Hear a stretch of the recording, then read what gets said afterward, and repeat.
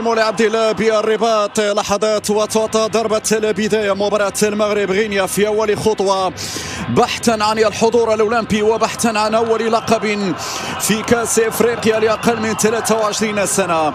هي معطيات المجموعة الأولى التي تضم البلاك ستارز غانا والكونغو برازافيل، واليوم المنافس الأول لأسود الأطلس يبقى هو منتخب غينيا. بدلاء القادمين خلال دقائق الشوط الثاني. هنا الكرة الأمامية على الزلزولي، لكن فيها تغطية بعد ذلك من دفاعات المنتخب الغيني في صافرة وخطأ. كامارا وبا تلعب هذه الركنية في القائمة الثانية، والمتابعة من علاء بالعروش. علاء بالعروش يتابع للكرة حارس مرمى راسينغ ستراسبور. مجموعة من هنا افتكاك الكرة، انطلاقة، البحث عن التسديد، هذه صعبة. علاء بالعروش في المكان المناسب. كيف ضاعت الكرة الماضية التسديدة هنا لحسن. في اعتقادي سيكون بالتدرج من مباراة لأخرى. الأهم هي النتيجة. الأهم هي النتيجة. بلال الخنوس يغير تماما على الجهة اليسرى، لكن عالية بعيدة على أيوب عمراوي أمامنا.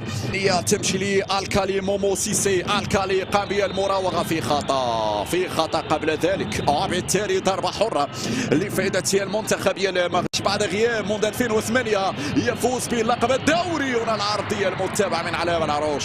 الأمس كان سعيد بالنسبة لأبناء العاصمة العساكريين في عرضية يتدخل ماتيو كيتا. هناك صافرة، وبالتالي لدينا ضربة حرة لفائدة المنتخب. خصم وليد قوي للمنتخب المغربي، واضح من خلال انتشارهم، من خلال سرعتهم، من خلال تبادل الكرة، ومن خلال مراكز بعض اللاعبين. هنا مسيطرين تقريبا على وسط الميدان. غينيا مسيطرة على وسط الميدان. المنتخب المصري. هنا الكرة الأمامية، تدخل ممتاز التدخل من رضوان حرحال، والكرة تمشي بعد ذلك إلى الركنية من جديد لفائدة المنتخب الغيني. بدأ يشكل على ترفع على القائمة الثاني. لا زالت صعبة. حذري من الخطأ في هذا المكان. بين الخنوس يساند، والخنوس برايم صلاح لا زالت مغربية في عرضية، ولكن من يتابع عالية على الجميع أيوب عمراوي الذي صعد، ولكن هنا عرضيته لم تكن دقيقة، مباشرة تخرج إلى رمية جانبية. هذا هو ابراهيم صلاح. الشطر الثاني ممتاز مع ستاد ريني في الليلتين الماضيتين امام الكافير وامام منتخب جنوب افريقيا. طبعا هي مباريات رسميه صحيح، ولكن خطا. كره غينيه صعبه لحسن الحظ. الكره طالت مباشره الى ضربه مرمى لفائده المنتخب المغربي. الوقت يمر 9 دقائق تقريبا على نهايه شوط المباراه الاول. اختراق الان، اول عمليه اختراق. العرضيه بعيده على الزلزولي، بعيده تماما على الزلزولي.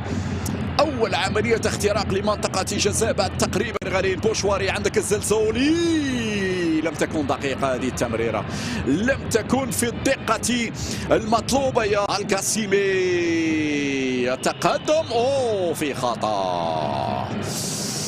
خطأ في مكان صعب، ونعيش الآن الوقت المحتسب بدل الضايع. خطأ من عبد الصمد الزلزولي. دقيقة وحيدة يتم الحرة. القاسيمي والهدف الأول. القاسيمي والهدف الأول لفائدة المنتخب الغيني. جاء في وقت صعب للغاية، من ضربة حرة مباشرة. هنا فاجأت الكرة الحارس علاء بالعروش، وبالتالي النتيجة تتغير. غينيا اللي استحوذت على وسط الميدان. غينيا هنا حضرت الفعالية من كرة ثابتة.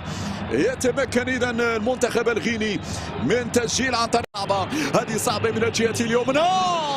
طلع الكرة أسامة تيرغالين في اللحظة المناسبة. تيرغالين في المكان المناسب. تيرغالين يبعد الكرة إلى الركنية مرة أخرى. العمراوي بدأ يتقدم العمراوي، لكن 1-على-1 عنده مشكل. واحد يتوج باللقب على حساب الكوت ديفوار والوصول إلى الألعاب الأولمبية الماضية في طوكيو. خنوس يرفع كرة عالية على الجميع. الكرة بعيدة تماما إلى ضربة مرمى. يمرر بعد ذلك أول هي ممكن أول محاولة تأتي لعناصر المنتخب. هذه صعبة الغينية صعبة. دير بالك دير بالك دير بالك يا علاء يا بلعروش، دير بالك يا علاء يا بلعروش. حارس المرمى ما سيدخل لاعب بقراوي. إذا بقراوي وكذلك الصباري. يتقدم الزلزولي راوغي راوغي راوغ ضربة جزاء. ضربة جزاء استاد الزلزولي. الزلزولي في عملية انطلاق ممتاز. يتقدم الزلزولي. جول جول جول جول جول.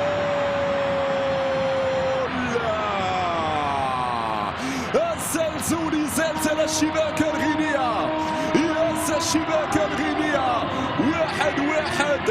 النتيجة تتغير. هكذا نقطة التحول في المباراة. هدف يرفع المعنويات، هدف يخلي الأجواء غير، هدف يخلي المحلية في القائمة الثاني. ولا زالت صعبة والتسديدة.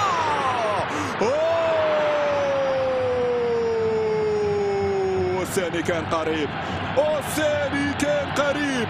يا سلام على الامور. تسديده. التسديد والدفاع بالمرسال.